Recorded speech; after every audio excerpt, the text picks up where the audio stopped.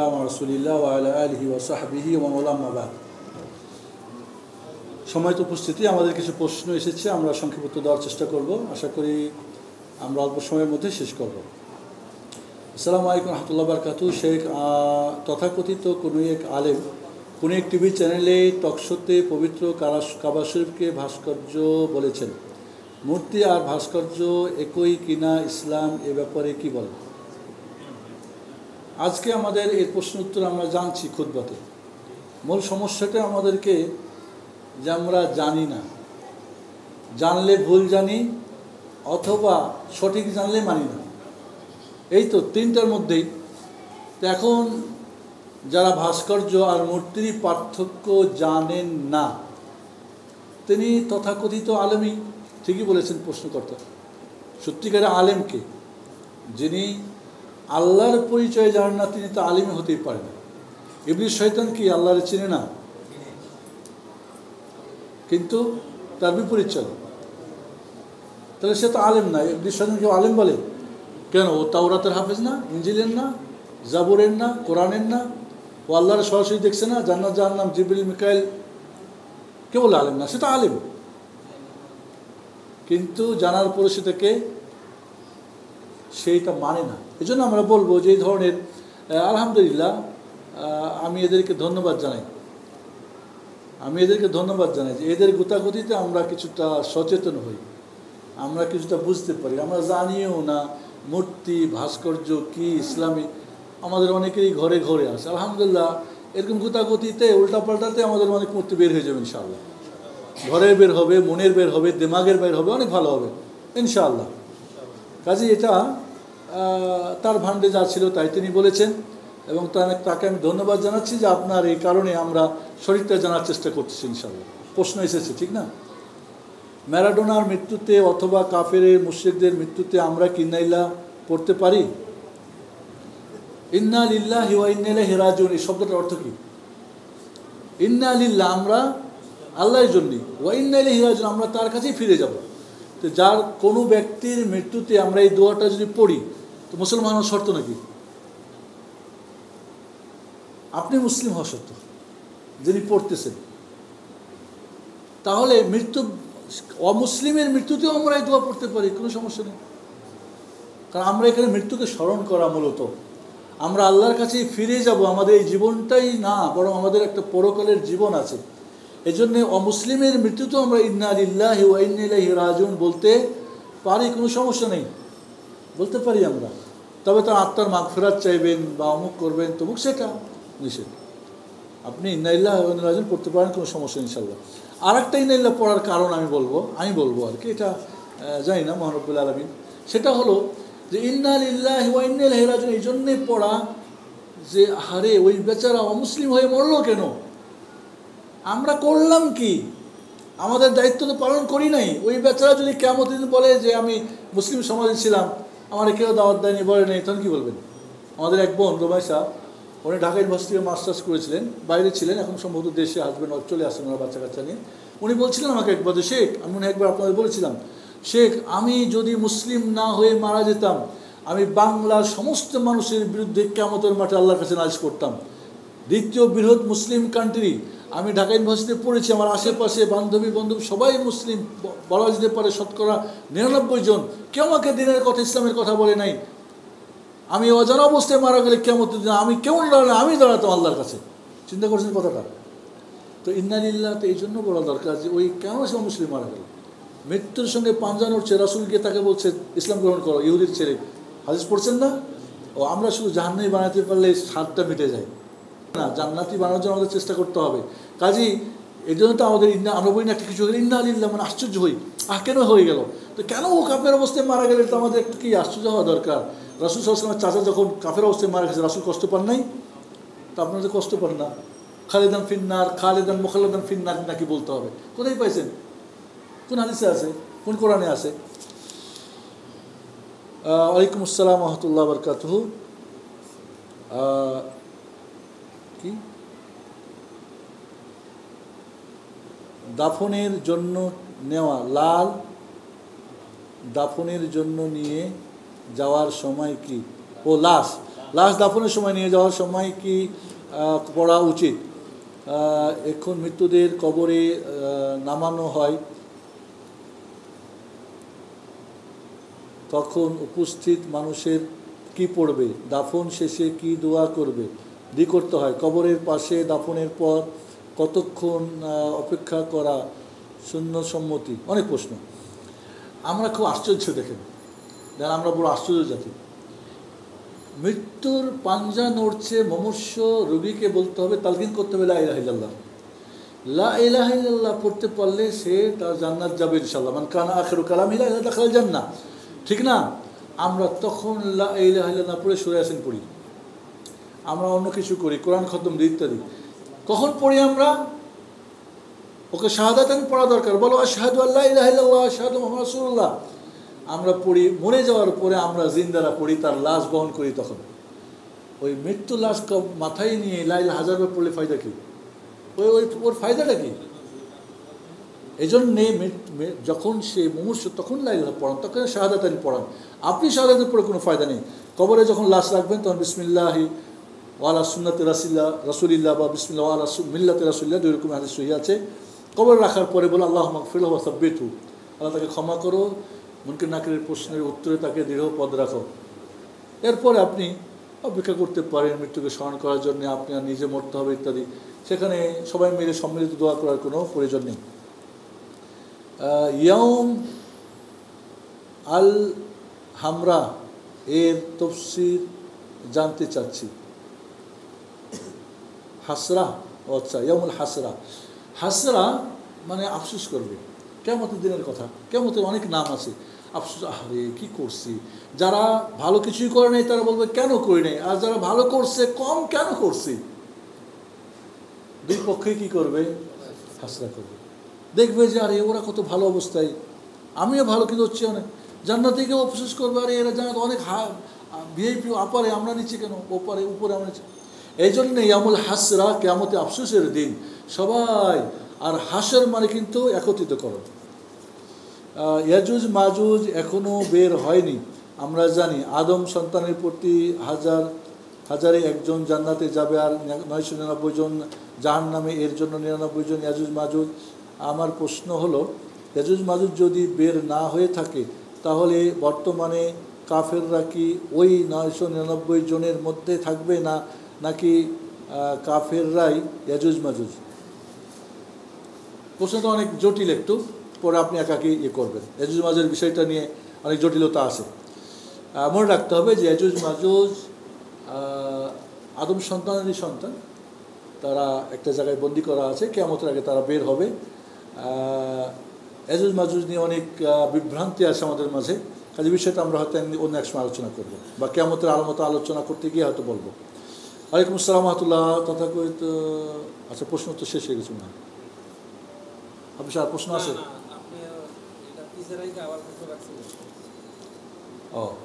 সুদভিত্তিক ব্যাংকে বেতনবিহীন ইন্টার্নশিপ করা কি জায়েজ হবে? সুদভিত্তিক ব্যাংকে বেতনবিহীন মানে ট্রেনিং নেবে। আচ্ছা, বুঝি না আমি ভালো করে, না বুঝি কি বলবো। কেউ মারা গেলে কি তাকে মরহুম বলা যাবে? মরহুম মানে কি? দয়াপ্রাপ্ত। আমরা বলি মরহুম, মাগফুর, দয়াপ্রাপ্ত। কে বলছে দয়াপ্রাপ্ত? আল্লাহ দয়া করছেন না আপনার হুজুর করছেন, আপনি করছেন, কে করছে? তো দয়াপ্রাপ্ত তো ওই হবে যার ব্যাপারে আমরা কনফার্ম হবো। এরকম মারহুম মাগফুর বলা বা মারহুম মাগফুরা বলা জায়েজ নেই, কারণ তাকে সার্টিফিকেট দেওয়া হলো। ইসলামে খাদ্য খাওয়ার নিয়ম কি? অনেক খেতে ইচ্ছা করে, সারাদিন ইহা থেকে পরিত্রাণের উপায় কি? কিভাবে শারীরিক ফিট রাখা যায় দ্রুত? আচ্ছা, একটা প্রশ্ন হলো যে খাওয়ার নিয়ম হলো তো আপনারা জানেন 3 ভাগ করবেন পেটকে, 1 ভাগ খাদ্য দিয়ে, 1 ভাগ পানি দিয়ে, 1 ভাগ খালি রাখবেন। এটাই নিয়ম। মাঝে মধ্যে শ্বশুর বাড়িতে পেট ভরে খায়, সমস্যা নাই, বা বিয়ে বাড়িতে, কিন্তু সবসময় খাবেন না। আর এখন তো মানুষ কম খাওয়ার জন্য অনেক কিছুই করতেছে। আপনি আর এখানে বেশি খাওয়ার ব্যাপারটা কেন? মুখে রুচি ভালো আলহামদুলিল্লাহ, কিন্তু রুচিকে কন্ট্রোল করতে হবে। সব কিছুরই কি ভারসাম্যতা ভালো। একটা কথা মনে রাখবেন, এটা আমি আমার বাবা শিখিয়েছিলেন, খিদা না লাগলে খাবে না, খিদা থাকতে খাওয়া বন্ধ করবে, নিয়মিত টয়লেট করবে, সুস্থ থাকবে। 3টা কাজ। ক্ষুধা লাগলে খাবেন, তার আগে খাবেন না। ক্ষুধা থাকতে মানে পেট ভরে যাওয়ার আগেই বন্ধ করবেন, আর টয়লেট করবেন। তো এই জন্যে কন্ট্রোল করবেন ইনশাআল্লাহ, খেতেও চাইবেন। দ্রুত বিয়ে হওয়ার জন্য করণীয় কি? বিয়ের ক্ষেত্রে উপযুক্ত বয়স কত ছেলে মেয়েদের জন্য? উপযুক্ত বয়স নির্ভর করবে আপনার শারীরিক অবস্থার উপরে, এবং আমাদের কিছু সামাজিক ব্যাপারও আছে, অর্থনৈতিক ব্যাপারও আছে। শারীরিক, অর্থনৈতিক, আপনার কি বলে সামাজিক ব্যাপারগুলো ওকে হলে বিয়ে করার চেষ্টা করবেন। যদি করতে না পারেন, রোজা রাখতে বলা হয়েছে, রোজা রাখবেন ইনশাআল্লাহ, এটা আপনার জন্যে জরুরি। তবে দ্রুত বিয়ে হওয়ার জন্য সবচেয়ে বড় আপনার বিয়ের ব্যাপারটা, আসল লক্ষ্য উদ্দেশ্য কি জেনে নেওয়া। কেন বিয়ে করছেন আপনি, কেন বিয়ে করতে হবে, বিয়ে করার পরে কি, আগে কি, জেনে নেওয়া। আমি মনে করি আমাদের দেশের বিয়ে কেন্দ্রে কিছু প্রশিক্ষণ হওয়া দরকার, এটা আমার ইচ্ছা আছে। বিয়ের আগে ছেলে মেয়েরা প্রশিক্ষণ নেবে, শারীরিক, মানসিক, অর্থনৈতিক, পারিবারিক, সামাজিক, এগুলো নিয়ে তারপরে তারা বিয়েতে আগালে ইনশাআল্লাহ সুখী হবে, আশা করি ইনশাআল্লাহ। ইসলাম ছাড়া অন্য ধর্মাবলম্বীরা বাজাই দাওয়াতে থাকার গ্রহণ করা যাবে কি না? বাসায়, আচ্ছা, অন্য ধর্মাবলম্বীরা যদি বাসায় দাওয়াত করে, দাওয়াত গ্রহণ করা যাবে কি না? দাওয়াত গ্রহণ করা যাবে, খাওয়া যাবে, তবে তাদের কোনো ধর্মীয় যে অনুষ্ঠান না হয়, ধর্মীয় কোনো খাওয়া দাওয়া না হয়, এবং এর মাধ্যমে আপনার যেন তার সঙ্গে আন্তরিক ভালোবাসা না হয়, আন্তরিক ভালোবাসা যেন না হয়। হয়তো আপনার অমুসলিমরা আপনার বন্ধু হতে পারে, অভিভাবক হতে পারে না, অন্তরের বন্ধু হতে পারে না, রফিক, সদিক, বন্ধু যেটা আমরা বলি, কিন্তু বাস আপনার ওলি যেটাকে বলে, অন্তরঙ্গ বন্ধু হওয়া যাবে না। তবে মনে রাখতে হবে, এছাড়াও তার বাড়িতে যেটা খাবেন, খাওয়াটা হালাল কিনা আপনার জন্যই কনফার্ম হতে হবে। সে খানাটা যদি জবাই করা হয়, জবাইকৃত জিনিস হয়, তো সে কে জবাই করছে, যে খাদ্যগুলি আপনার জন্য হালাল কিনা, হালাল পরীক্ষায় পাক করা হয়েছে কিনা, সেটাও খেয়াল রাখতে হবে। জনকে এক বেলিব্রেটি নাকি সেলিব্রিটি, যাকে আমরা কাফের হিসাবে জানি, কিন্তু সে মারা যাবার পর কেউ কেউ বলে সে যে মারা যাবার আগে ঈমান এনেছে কিনা তা আমার জানি না, তাই তাকে কাফের বলতে নারাজ। প্রশ্ন, এমন সংশয় প্রকোপী করার কি জন্য? একটু লিখবেন বড় করে, আপনার আমাদের চোখ একটু মোটা হয়ে গেছে না? এমন সব সময় নাকি লিখেছে, প্রকাশ করার করণীয় কি বুঝিনি। মৃত্যু ব্যক্তিটিকে কি কাফের মনে করা যাবে কি না, আর ওই মৃত্যু ব্যক্তিটি সত্যি কাফের হওয়া থেকে তিনি এমন সংবাদ নাকি সংসার কি লিখেছে প্রকাশ করে সন্দেহ নয়। মৃত্যু ব্যক্তিকে কাফের মনে না করলে নিজেই কি মুরতাদে পরিণত হবে? একটা হলো স্বঘোষিত কাফের, স্বঘোষিত, আমি মানি না। আরেকটা হলো কি, তার ধর্মই কুফরি ধর্ম, ইহুদি, খ্রিস্টান, অন্য ধর্ম। আরেকটা হয়তো নামে আসতো মুসলিম, কিন্তু সে ঘোষিত না, ঘোষণা করে না, সে কোনোদিন সে ঘোষণা করে নেই। তাহলে দেখতে হবে তার কার্যক্রমগুলো কী ধরনের, কার্যক্রম কি কুফরি, শিরকি কিনা, সেটা। তো এই জন্যে আমরা মনে রাখতে হবে, হুকুম দিতে পারি এই কাজ করলে কাফের হয়, মুশরিক হয়, বাট কোনো ব্যক্তিকে কাফের মুশরিক সাব্যস্ত করার জন্য অবশ্যই বেশ কিছু জিনিস শর্ত রয়েছে, সেগুলো আমাদেরকে জানতে হবে। বিষয়টা একটু কঠিন। বাকি কোনো কাফেরকে কাফের স্বঘোষিত বা আমরা জানি তার ধর্ম কুফরি ধর্ম বা ইত্যাদি, তারপরও কাফের মনে করব না, তাহলে নিজেই কাফির সামিল হয়ে যাবে, কোনো সন্দেহ নেই, কাফির হয়ে যাবে, কোনো সন্দেহ নেই। এই জন্য আমাদের বিষয়টা সহজ না, কাফের বলাও যেরকম সহজ না, কাফের না বলাটাও সহজ না, বিষয়টা কঠিন, আমাদেরকে জেনে বুঝে আগাতে হবে। ম্যারাডোনার মৃত্যুতে অথবা একটু হয়েছিল না, শেষে বলতে হবে আমরা। ওয়ালাইকুম আসসালাম রহমতুল্লাহ বরকাতুহ।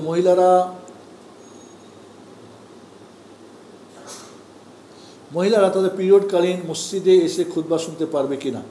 সালাত তো নাই, মসজিদের ভিতরে বসতে পারবে না, মসজিদের হয়তো মাইক যেখানে আওয়াজ যাচ্ছে, বা ঘরে বসে, বা মসজিদের বাইরের এরিয়াতে বসে শুনতে পারার সমস্যা নেই শেখার জন্য, বাট তিনি মসজিদে প্রবেশ করে অবস্থান করা তার জন্য নিষেধ।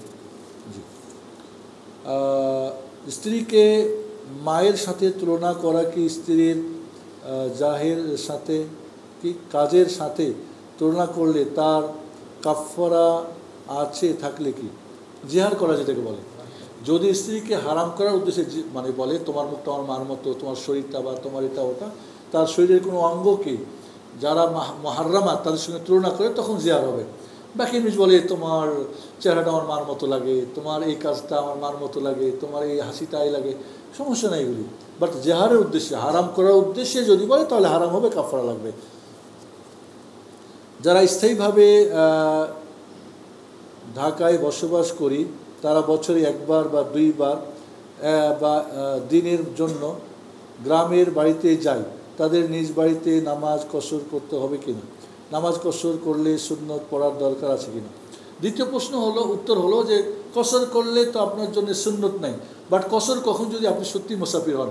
গ্রামের বাড়িতে যে আপনার সব কিছু বাড়ির মতো, মা আছে, ভাই আছে, ভাবির আছে, খাওয়া দাওয়া থাকা সব কিছু বাড়ির মতো হয়, তাহলে আপনি মুসাফির না। মুসাফিরকে যে আপনি আপনার প্রয়োজনীয় জিনিসপত্র নিয়ে বের হয়েছেন, আপনার সেখানে নির্দিষ্ট কোনো জায়গায় থাকার জায়গা নেই, বা থাকলেও সেখানে আপনার কেউ নেই, খাওয়া দাওয়ার জন্য কোনো আপনার চিন্তা কোথায় হোটেল খেতে হবে, কোথায় খাবো, কেমনি খাবো, একেবারে মুসাফির। কাজেই যদি আপনি এমন হয় যে ওখানে কেউ নাই, আপনার হয়তো একটা বাংলা ঘর আছে, ওখানে গিয়ে থাকবেন, জায়গা জমি দেখে দেখে চলে আসবেন, তাহলে আপনি মুসাফির। বাট অন্যরা থাকলে আপনি মুসাফির হবেন না ইনশাল্লাহ। ওয়ালাইকুম আসসালাম রহমতুল্লাহ বরকাতুহু। আমার বাসার 6 ভাই ও বাবার, আর তার মধ্যে 4 জনের বিয়ে হয়েছে। আমাদের বাসায় 4 জনের 3 জন বউ সহ বাসায় থাকেন। সেখানে আমার জন্যে পর্দা করা কঠিন হয়ে পড়ছে। আমার থেকে তার ব্যাপারে কোনো পদক্ষেপ নেওয়া নেই। আমি অবিবাহিত, এক্ষেত্রে আমার করণীয় কী? মোট কথা, যৌথ ফ্যামিলি থাকেন, ভাবিরা থাকে, সেখানে তার জন্য পর্দা করা কঠিন, আমি এখন কী করব? এর চেয়ে কঠিন কিছু নাই। সেটা কী করবেন? জাহান্নাম কঠিন না? পর্দা করলে যে পাপ, আল্লাহ নারাজ হবে, কঠিন না? পর্দা করলে অনেক সময় ভাবিরা বলে আমাদেরকেই করতেছে, তো আপনি পর্দা করলে না করলে ভাবিরা রাজি হবে, খুশি হবে, তো আল্লাহ নারাজ হবে, কী করবেন তাহলে? আল্লাহকে রাজি রেখে বাকি যাকে রাজি করা যায়। তো এই জন্য আমি বলবো যে আপনি একেবারে খুব কট্টরপন্থী হবেন না, তবে অবশ্যই পর্দা আপনাকে করতে হবে, তাদের করতে হবে। পর্দার বিষয়টা আপনি আলোচনা করেন, তাদেরকে বুঝান, নিজেও চেষ্টা করেন, আপনিও বিয়ে করে আপনি আপনার মতো করে থাকার চেষ্টা করেন। ভাইরা আছেন, বড় ভাইদেরকে বলেন বিয়ে করে দেওয়ার জন্য। বাবা যদি হারাম উপার্জন করে সেক্ষেত্রে ছেলেদের করণীয় সুদ। ছেলে কি ব্যবসার জন্য যে টাকা গ্রহণ করতে পারবে? বাবার অসৎ ইনকাম কি করবেন? বাবাকে বোঝাবেন এবং বাবাকে সহযোগিতা করবেন। বাবার থেকে টাকা নিয়ে ব্যবসা করতে পারবেন কি না, তার এই হারাম টাকা নিয়ে। আপনি প্রথমত বলবো বাবার জন্য দোয়া করেন, দ্বিতীয়ত বাবাকে বোঝান, তৃতীয়ত আপনিও তাকে সহায়তা করেন, হাল ধরেন সংসারে, যাতে করে হারাম করছে, হয়তো তার এই ইনকামে সংসার চলছে না, সেক্ষেত্রে আপনি হালাল দিয়ে সংসারে আপনি চেষ্টা করেন। এক্ষেত্রে আপনি বাবার কাছ থেকে টাকা নিয়ে ব্যবসা করতে পারবেন কি না, নেন, ব্যবসা করেন এবং আপনি স্বাবলম্বী হয়ে এই হারামগুলি থেকে বাবাকে এবং নিজেকে বাঁচার চেষ্টা করুন ইনশাআল্লাহ। তবে বাবার যেগুলি হালাল টাকা সেগুলি নিয়ে চেষ্টা করবেন, আল্লাহ বারাকা দিবে, হারাম নেবেন না ইনশাআল্লাহ। ওয়ালাইকুম আসসালাম রহমতুল্লাহ বরকাতুহু। সন্তান নেওয়ার জন্য আমার স্ত্রী বলতেছে আমাদের এখন অর্থনৈতিক একটু সমস্যা আছে, পরে নেওয়া যাবে কিনা, ঠিক কিনা? অস্থায়ী জন্ম নিয়ন্ত্রণ করা যায় যদি মা এবং শিশুর শারীরিক সমস্যা থাকে, এছাড়া অন্য কারণে নেওয়া যাবে না অস্থায়ীভাবে। আর স্থায়ী তখন হবে যদি স্থায়ী কোনো কারণ ঘটে যায়, ডাক্তাররা বলে এটা না করলে সমস্যা আছে, জীবন মৃত্যুর ব্যাপার আছে, তখন স্থায়ী করা যাবে, তাছাড়া স্থায়ী ব্যবস্থা নেওয়া যাবে না। তো এই জন্যে অর্থনৈতিক খারাপ হতে পারে তো ইনশাল্লাহ, যে সন্তান নিলেই ও তো ওর খাদ্য নিয়ে আসবে ইনশাল্লাহ, অর্থনীতি আল্লাহ বাড়িয়ে দেবেন ইনশাল্লাহ। এমন যদি কেউ মনে করে অর্থনৈতিক আমার আরও দুর্বল হয়ে যাব, আমি কীভাবে লালন পালন করব, এটা আল্লাহ সম্পর্কে কুধারণ হবে, আল্লাহ সম্পর্কে অজানা হবে। রাজ্জাক তো তিনি, আপনি তো না। সন্তান রাজ্জাককে আপনি কি? নাউজুবিল্লাহ। রাজ্জাক তো তিনি, অর্থের মালিক অরিজিনালি আপনি না, অন্য কেউ। দেখেন একজন 10 জনের সন্তান, মাশাআল্লাহ 10 জনে ভালো ভালো চাকরি বাকরি করে, ভালো করে। অনেকেই হয়তো মনে করেছিল সন্তান ও গরিব কী করে খাবে, কিন্তু ওর সন্তানরা এখন অনেক ভালো করে খায়। একজন যার সেই কিন্তু এখন ভালো খাচ্ছে না, সন্তানও তাকে রেখে গেছে অন্যদিকে, এমনও কিন্তু হয়। অক্ত শুরুর আগেই আজান দিলে সে আজান নামাজ হবে নাকি পুনরায় আজান দিতে হবে? ওয়াক্ত হওয়ার কত পরে আজান দেয়, তারপরে আপনি কোথায় পেলেন যে ওয়াক্ত না হয়ে আজান দেয়? যদি ভুল করে দেয় তাহলে আবার আজান দেবেন। নামাজ যদি আপনি সময়ের আগে পড়েন নামাজ হবে না, আবার সময়ের পরে আপনাকে পড়তে হবে, তবে সঠিক সময় জানবেন। আর যদি আজান হয়ে যায় এবং আপনার আশেপাশের আজান শোনা যায়, আজান মসজিদে আজান হচ্ছে, তাহলে দ্বিতীয়বার আজান না দিলেও সমস্যা নেই। কিন্তু এমন এক জায়গায় মসজিদে আশেপাশে আর অন্য আজান শোনা যায় না, তাহলে আবার আপনি আজান দেবেন, আবার আপনি আজান দেবেন। মোট কথা সময়টা হলো বিকাশে লেনদেন করার সিস্টেম কি, যেহেতু 20 টাকা খরচ 1000-এ। সিস্টেম জানছেন কেন? সিস্টেম তো আপনারই ভালো জানা আমার সাথে, মানে হালাল না হারাম। বিকাশে লেনদেন একেবারে একান্ত জরুরি না হলে করতে যাবেন না, না করলেই সবচেয়ে ভালো। কর ফাঁকি দিয়ে টাকা উপার্জন করলে বৈধ না হালাল হবে? জি,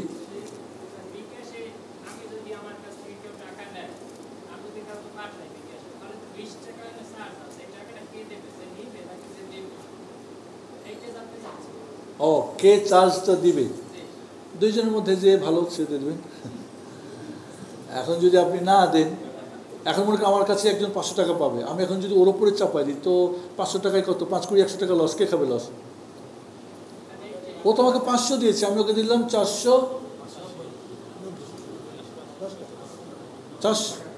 490 কি বলে 490। তো এই লসটা কেন করবেন আপনি? এটা আপনার দায়িত্ব, আপনি হয় দিয়ে আসেন। তাই আমি বলবো যে এখানে যদি এমন হয় যে আপনি কাউকে হয়তো দিচ্ছেন, আপনার থেকে দিচ্ছেন, আপনি তখন বলতে পারেন যে ঠিক আছে 500 জায়গায় আমি কিছু কম বিকাশ খরচ ওখান থেকে নিয়ে নাও।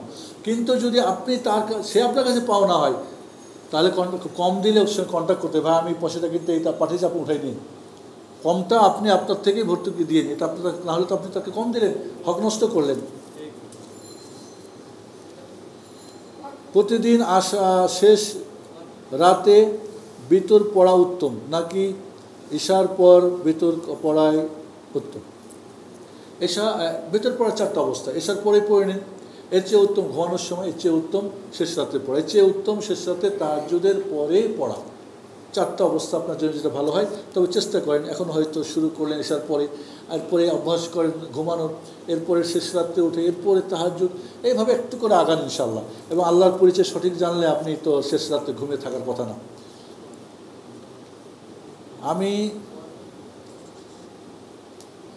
আমি ফজরের সালাত মসজিদে জামাত পড়ার পর স্ত্রী বাচ্চাদের নিয়ে কি বাসায় জামাত পড়া যাবে? তাতে কি কোনো সমস্যা হবে? না, ইনশাল্লাহ পড়তে পারেন। যদি আপনি জামাত করতে চান, মাঝে মধ্যে কন্টিনিউ বিভাগ না করে মাঝে মধ্যে জামাত করে বাচ্চাদের পড়েন, করতে পারেন ইনশাল্লাহ বাসায় গিয়ে। সূরা সাবা 13 নম্বর আয়াতের সঠিক ব্যাখ্যাটা আসলে কি? বেশ করে তফসির জানতে হলে এভাবে না ভাই, কোরআনের কোনো আয়াতের তফসির জানতে হলে এভাবে প্রশ্ন করা কঠিন। কারণ তফসির জেনে, যদি আমি জানি তারপর আমাকে জেনে তারপরে বলতে হবে। আপনি আমার সঙ্গে কন্ট্যাক্ট করবেন, ইনশাল্লাহ আপনাকে জানাবো। বাবার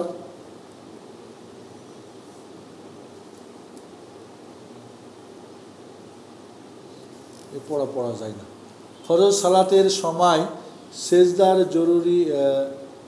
সেজদার আরবি দোয়া করা যাবে কি না? ফরজ সালাতে জি করা যাবে ইনশাআল্লাহ। বিশেষ করে আরবি দোয়া আপনি করতে পারবেন। নিজের ভাষায় যদি হয় তাহলে সেটা নফল সুন্নতে করাই উত্তম। ওলামারা যেহেতু কেউ ফরজ নামাজে নিষেধ করেছেন।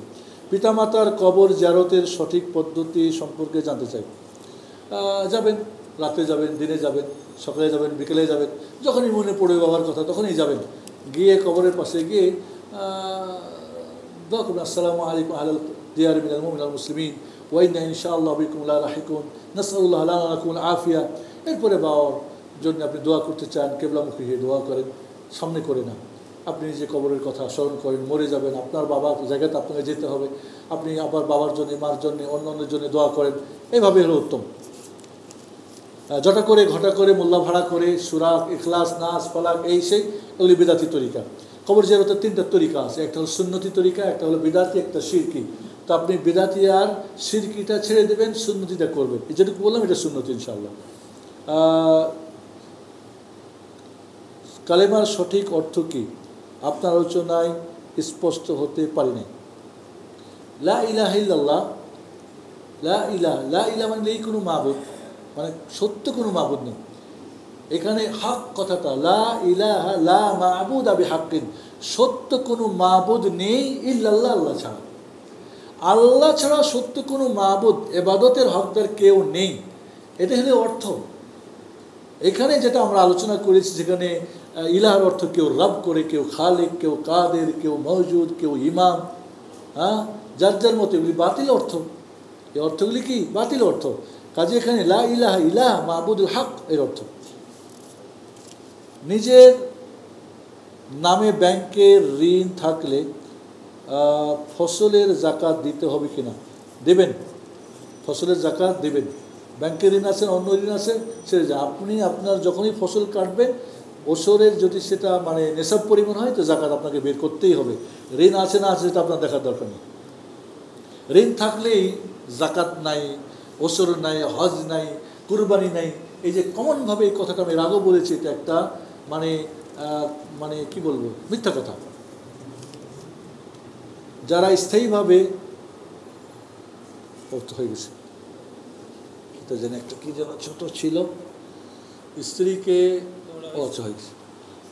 ওকে, আজকের মতো আমরা শেষ করতেছি। আসলে কিছু প্রশ্ন আপনারা, বিশেষ করে তফসির বা আকিদার কোনো বিষয় যদি হয়, তাহলে আপনি একটু কন্ট্যাক্ট করে প্রশ্ন করবেন। তফসিরের বা আকিদার বিষয় এই হঠাৎ করে উত্তর দেওয়াটা আমি অনেক কঠিন মনে করবেন, এটা অনেক কঠিন জিনিস। চেষ্টা করবো আপনাদেরকে ইনশাআল্লাহ।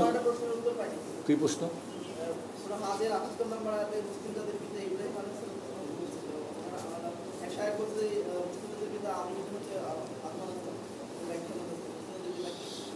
মিল্লাত আবিকুম ইব্রাহিম ওয়া সাম্মাকুল মুসলিমিন, জাতির পিতা ইব্রাহিম আলাইহিসসালাম, এটা কি আরবদেরকে আল্লাহ বলছেন? মিল্লাত আবিকুম, ওখানে আরবদেরকে লক্ষ্য করে আল্লাহ বলছেন। এই ধরনের জমহুর, বেশিরভাগ ওলামাদের মুফাসসিরিনের মত হলো এখানে আরবদেরকে বলা হয়েছে যে তোমাদের পিতা, জাতির পিতাকে ইব্রাহিম আলাইহিসসালাম। কিছু কিছু মুফাসসিরিন বলেছেন যে মিল্লাত আবিকুম ইব্রাহিম বলতে কুম মানে মুসলিম জাতির কথা বলেছেন, মুসলিম জাতির পিতা। কিন্তু বেশিরভাগ তফসির গ্রন্থের অর্থ হলো কি আরব জাতির পিতা। আমাদের আদি পিতা কে? আদম আলাইহিসসালাম। জাতির পিতা যদি দ্বিতীয় অর্থ নিই, তাহলে ইব্রাহিম আলাইহিসসালাম। আমাদের আদর্শ পিতাকে মুহাম্মদুর রাসূলুল্লাহ সাল্লাল্লাহু আলাইহি ওয়াসাল্লাম। কাজে এটা যারা বলছেন যে না, জমহুর বা বেশিরভাগ মুফাসসিরিনদের অর্থে এটা আরবদেরকে বোঝানো হয়েছে, তাকে আপনি বলবেন যে না, বাধ্য তুমি জাতির পিতা মুসলিম জাতির বলো। আর মুসলিম পিতা যদি কেউ বলে তাকে বাধ্য করো না, এরকম ঝগড়াতে যাওয়া আমাদের ঠিক না। তাহলে সঠিক বেশিরভাগ মানে শক্তিশালী অর্থ যেটা আরব জাতির পিতা বলা হয়। তবে কেউ কেউ মুসলিম জাতির বলেছেন, এই জন্য দুই দল এখন ঝগড়া লাগাই দেবেন, এটা কিন্তু ঠিক না।